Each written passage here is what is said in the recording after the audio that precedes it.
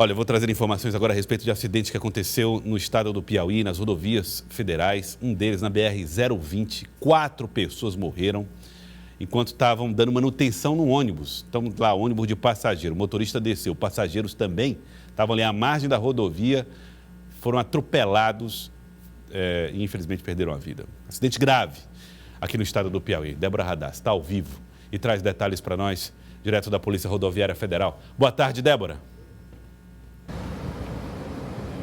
Oi, Joelson, boa tarde mais uma vez a você e a todos que acompanham o Jornal do Piauí. Este lamentável acidente aí com vítimas fatais. O acidente aconteceu na BR-020 em Santo Antônio de Lisboa, na região sul do estado.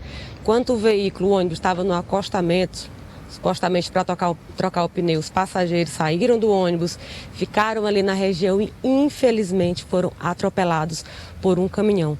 Quem vai trazer mais detalhes é a inspetora de Menezes, da Polícia Rodoviária Federal, para falar sobre esse acidente, essa fatalidade, né, inspetora? Os passageiros ali foram atropelados, o caminhão estava em alta velocidade?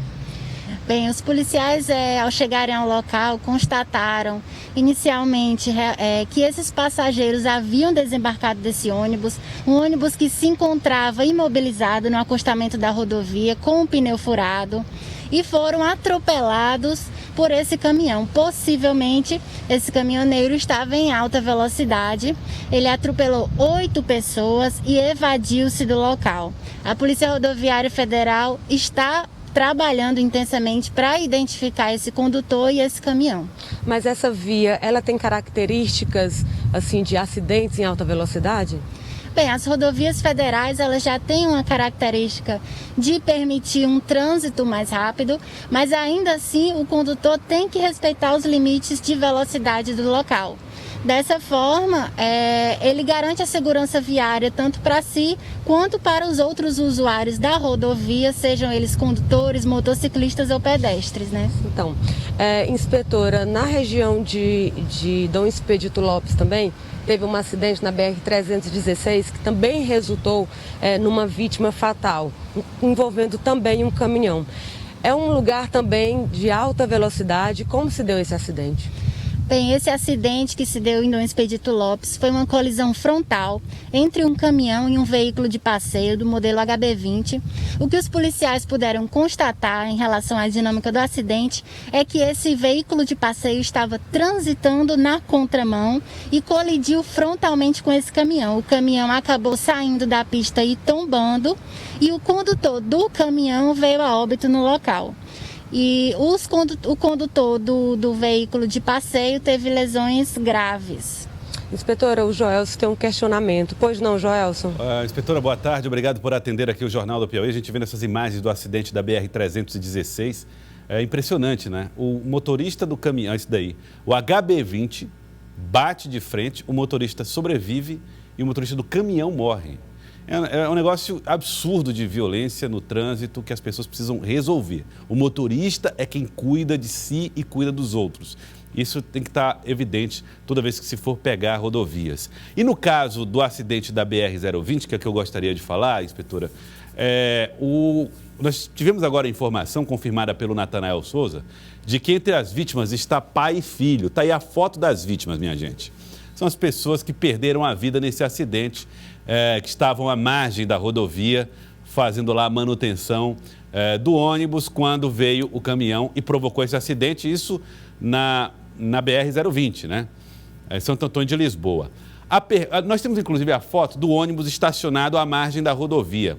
Inspetora, queria falar um pouco sobre esse assunto. Está aí, ó. Ele está à margem da rodovia, está parado fora, está no acostamento. Eu queria que a senhora falasse para as pessoas como é que se utiliza acostamento hoje nas rodovias, qual é a forma correta de se utilizá-lo e qual é o principal erro cometido pelos motoristas que precisam da manutenção em veículo na utilização desse espaço. Bem, o acostamento da rodovia federal é um local de emergência, parada de emergência. Então, para necessidades como a desse ônibus, de um pneu furado, por exemplo. Muitos condutores acreditam que é permitido parar ou estacionar na rodovia federal por qualquer motivo, e isso não é o correto. Inclusive, parar, estacionar em rodovia federal é infração de trânsito, exceto em situações de emergência como essa, como um pneu furado ou uma pane mecânica. O uso correto desse acostamento é em situações de emergência, mas que o condutor se preocupe em sinalizar, porque muitos condutores param nesse acostamento e simplesmente começam uma manutenção de veículo sem sinalizar. A sinalização, ela evita que ocorra acidentes como o que ocorreu na noite de ontem. E o comportamento dos passageiros? Bem, o comportamento dos passageiros foi relativamente imprudente, porque esses passageiros deveriam estar ou dentro do ônibus ou no acostamento realmente, mas o ideal é que permanecesse dentro do ônibus e que, em caso de parada de emergência para manutenção em veículo, que o condutor sinalize. O uso do triângulo de sinalização é obrigatório, o não uso é uma infração de trânsito. Inclusive, esse triângulo ele tem que estar pelo menos, ou seja, no mínimo, 30 metros do veículo, para que ele sinalize para aqueles condutores que vêm atrás que há uma situação de emergência logo à frente.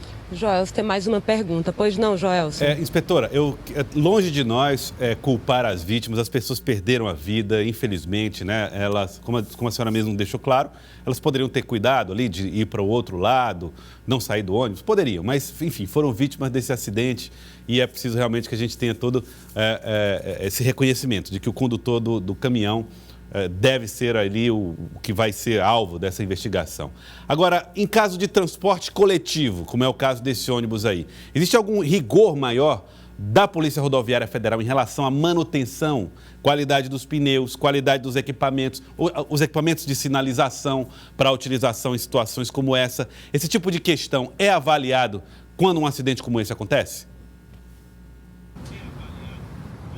Sim, certamente. A Polícia Rodoviária Federal, ela intensifica essas fiscalizações, mas de uma forma igual, tanto para os condutores de passeio quanto para os condutores de ônibus. No entanto, os motoristas profissionais, eles têm que ter, sim, um cuidado redobrado, porque estão levando outras vidas ali. A Polícia Rodoviária Federal também, em suas análises, na análise da dinâmica dos acidentes, sim, ela procura verificar aspectos como o uso de cinto de segurança, a qualidade dos pneus, a velocidade imprimida por esse condutor.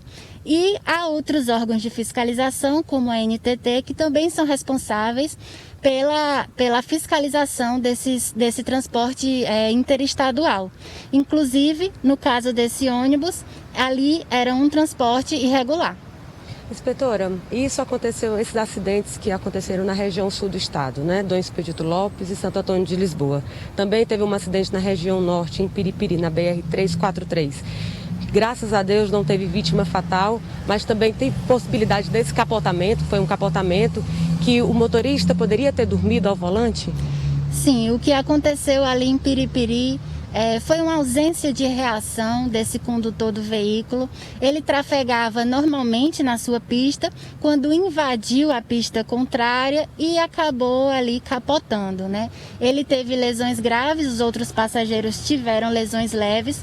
A Polícia Rodoviária Federal constatou que não havia marcas de frenagem na pista, o que comprova que esse condutor não reagiu no momento do acidente, possivelmente tendo dormido ao volante. Inspetora, muito obrigada pelas informações. Infelizmente, esses acidentes, no primeiro dia de feriado prolongado, a gente espera que não aconteça mais ou que diminua a quantidade, né, desses números. E também, Joelson, a Polícia Rodoviária Federal vem criando uma estratégia diferente, porque a gente está no feriado, né, de finados, um momento mais religioso. Então, a estratégia é ficar atento e intensificar a fiscalização em todas as regiões, não ficar atento só à região norte do estado, para quem vai ao litoral, mas também à região sul do estado. E aí vamos esperar até o final do dia ou amanhã para que saia essa parcial dessa fiscalização da movimentação nas estradas, Joelson.